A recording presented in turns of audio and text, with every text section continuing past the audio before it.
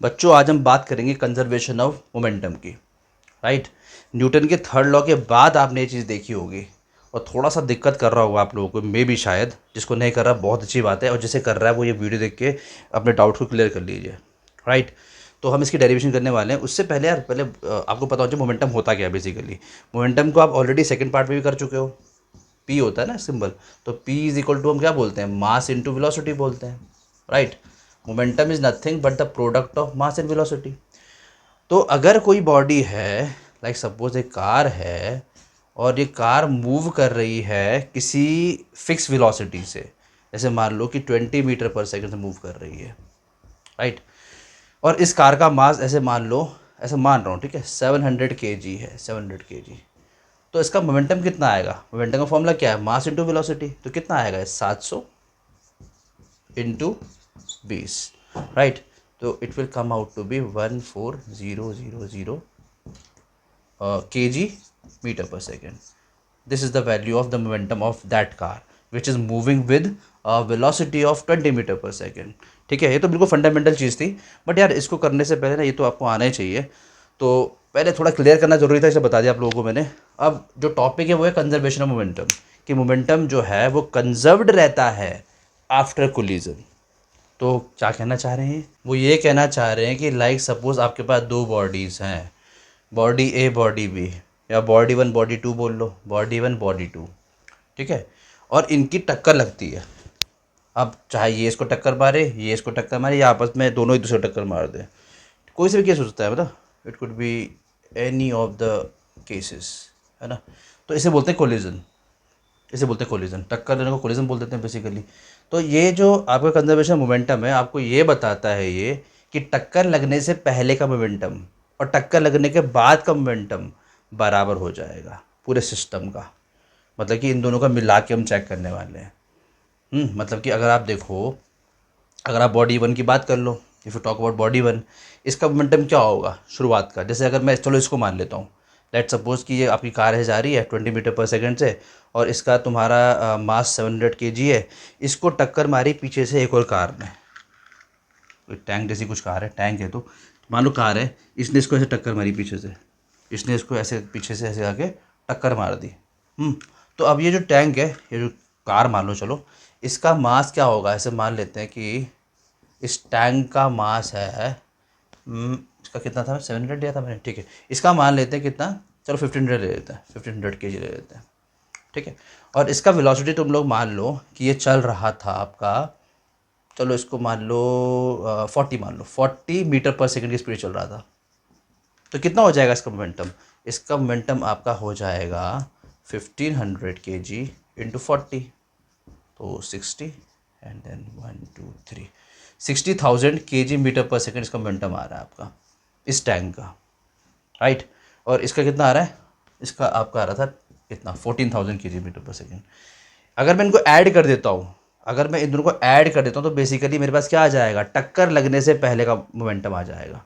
क्योंकि अभी टक्कर नहीं लगी है, अभी तो चल रहा है इसके पीछे ना, और टक्कर नहीं मारा इसने अभी, अभी सिर्फ ये ऐसे इसके पीछे पीछे ऐसे करके आ रहा था, ऐसे आ रहा था, ठीक है। तो ये टक्कर लगने से पहले का मोमेंटम हो जाएगा आपका।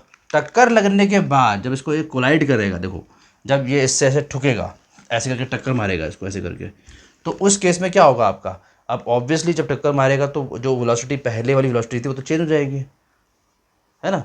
अब ये थोड़ा ना कि सेम 20 मीटर पर सेकंड से गाड़ी चल रही होगी आपकी, ये 40 मीटर पर सेकंड चल रहा, नहीं, चेंजेस आने वाले 100%, कुछ ना कुछ चेंजेस तो आएंगे आएंगे। इस आपकी वेलोसिटी घट बढ़ सकती है, and it depends on situation कि क्या आपकी वेलोसिटी हो जाएगी टक्कर लगने के बाद दोनों गाड़ियों की। ठीक है, we can't say anything about that. अब यहाँ पे तो खैर मैं गाड़ी ले रहा हूँ, बट ऐसा ज़रूरी नहीं है, आप कोई बॉल ले सकते हो, कोई भी आप दो बॉडीज़ ले सकते हो। राइट। तो अगर ऐसा कुछ हमें जब मालूम ही नहीं कि कितना वेलोसिटी हो जाएगा, तो फिर हम यहाँ पे बोलना क्या चाह रहे हैं, हम क्या प्रूफ करना चाह रहे हैं। देखो हमको ये तो नहीं पता वेलोसिटी क्या हो जाएगी, बट हमको इतना ज़रूर पता है कि दोनों का मोमेंटम सेम रहेगा, शुरुआत वाला और बाद वाला मोमेंटम सेम रहेगा। तो जैसे ये देखो यहाँ पे हमारा कितना आया था, ये अगर तुम टोटल चेक कर लो, ये आया था आपका 60,000 प्लस 14,000, ये आया था आपका 74,000 kg मीटर पर सेकेंड। ये टक्कर लगने से पहले का मोमेंटम था। तो ये हम श्योरिटी से बोल सकते हैं कि टक्कर लगने के बाद का मोमेंटम भी इतना ही रहेगा, दोनों का मिला के। चाहे किसी गाड़ी की स्पीड कितनी हो, हम बात कर रहे हैं मोमेंटम की, कि दोनों का मिला के इतना ही रहेगा, वो कंजर्व्ड रहता है, राइट। हाँ, इसमें थोड़े बहुत अजम्पशन तो हम रखते हैं, जैसे कि हम ऐसा मानते हैं कि कोई भी एक्सटर्नल फोर्स नहीं लग रहा होगा। हम जैसे फ्रिक्शन हो गया और जितने भी फालतू की चीज़ें जो उसमें हमारे सिस्टम को एक तरह से हिंडर करेंगी, इस लॉ को हिंडर करेंगी, उसे सबसाइड कर देते हैं हम, उनको हम कंसिडर ही नहीं करते। ठीक है, तो ऐसी सिचुएशन पे जो आइडियल सिचुएशन होगी वहाँ पे मोमेंटम कंजर्व रहेगा आपका, राइट। ठीक है, अब मैं इसको डिराइव करता हूँ फटाफट से आप लोगों के लिए कि कैसे आप इसको प्रूव कर सकते हो। तो चलो देखो फटाफट से। एक काम कर लेते हैं हम लोग, सबसे पहले हम इसमें दो बॉडीज़ ले लेते हैं, body A and body B, या बॉडी वन और बॉडी टू, जो आप लेना चाहो ले सकते हो। चलो 1 एंड 2 ले लेते हैं, बॉडी 1 एंड बॉडी 2। ठीक है, अब चाहे कार हो चाहे बॉल हो या कुछ भी हो, हमने उसे बॉडी वर्ड बोला है। तो इसका मास तो मान लो कितना है, m1, और इसका मास तो मान लो m2। m1 m2 मास अलग अलग बॉडी है, मास अलग अलग होने वाला 100%। इनिशियली ऐसा मान लो शुरुआत में ये बॉडी मूव कर रही थी u1 वेलोसिटी से। अब देखो आपने पहले पढ़ रखा है, इनिशियल वेलोसिटी u लेते हैं और फाइनल वेलोसिटी हम v लेते हैं। तो हम ऐसा मान रहे हैं कि इसकी इनिशियल वेलोसिटी कितनी है, u1 है, ओके। एंड इसकी हम मान लेते हैं u2 है। तो ये मूव कर रही है, दोनों दोनों बॉडीज मूव कर रही हैं। अब क्या हुआ, फिर टक्कर लगी, इन दोनों बॉडी की यहाँ पे क्या टक्कर लगी, यहाँ कोलिजन हो गया, यहाँ पे कोलिजन हो गया। ठीक है, बॉडी 1 ने बॉडी 2 को टक्कर मारी या बॉडी 2 ने बॉडी 1 को टक्कर मारी, जैसे बताया था हार्डली मैटर्स, हमें इतना पता है कि टक्कर लगी है, बस कोलाइड हुई बॉडीज़। और वैसे भी न्यूटन का थर्ड लॉ हमको क्या बोलता है, to every action there is equal and opposite reaction. तो जितना फोर्स ये इस पर लगाएगा उतना बदले में ये इसको लगाएगा, एक्शन रिएक्शन। वो आपकी मर्जी, किसको आप एक्शन मानना चाहो, किसको रिएक्शन मानना चाहो। ठीक है, तो इन शॉर्ट क्या हम ऐसा बोल सकते हैं, that force exerted by body 1 on body 2, force exerted by body 1 on body 2 is equal to force exerted by body 2 on body 1।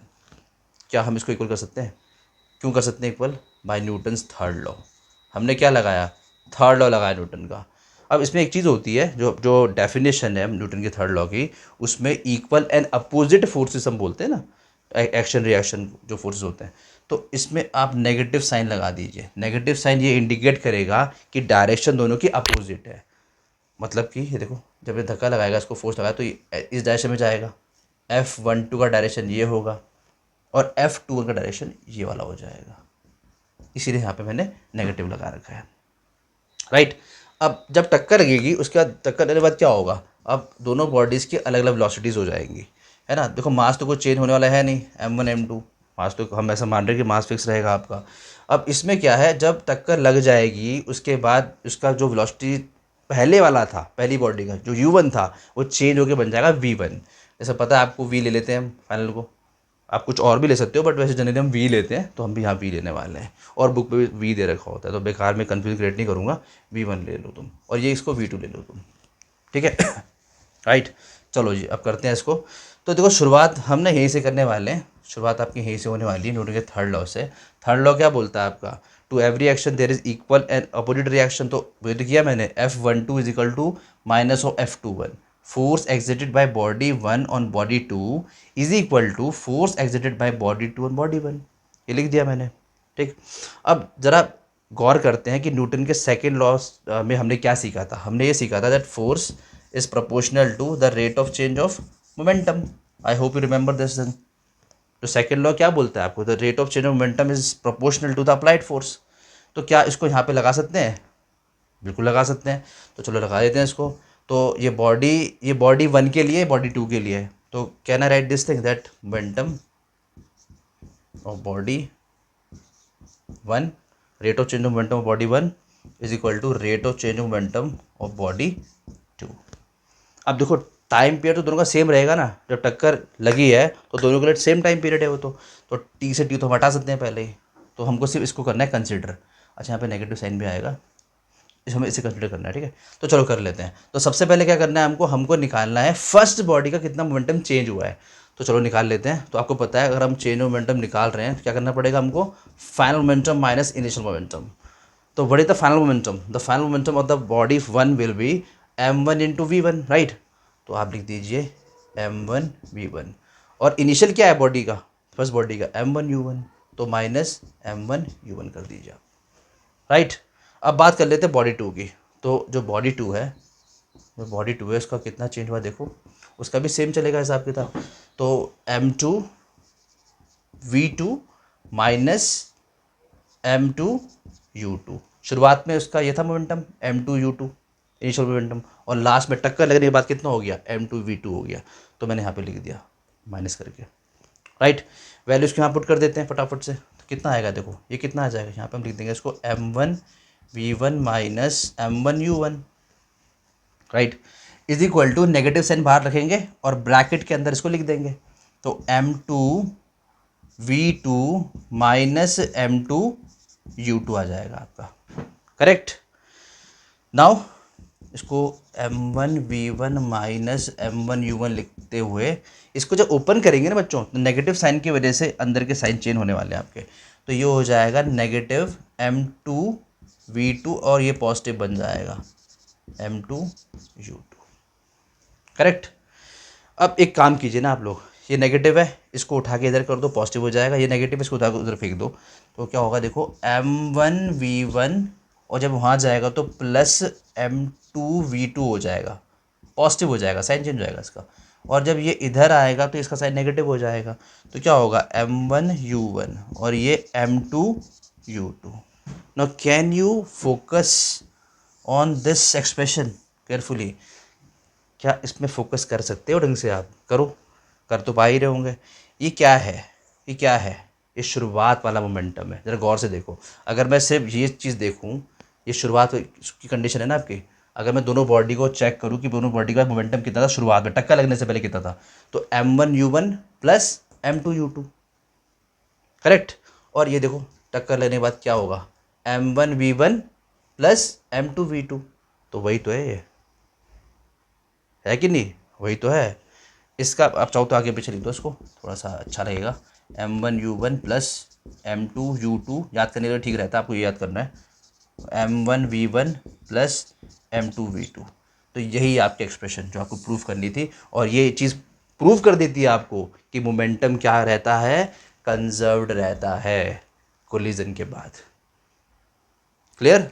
तो आई होप ये क्लियर हो चुका है आपको।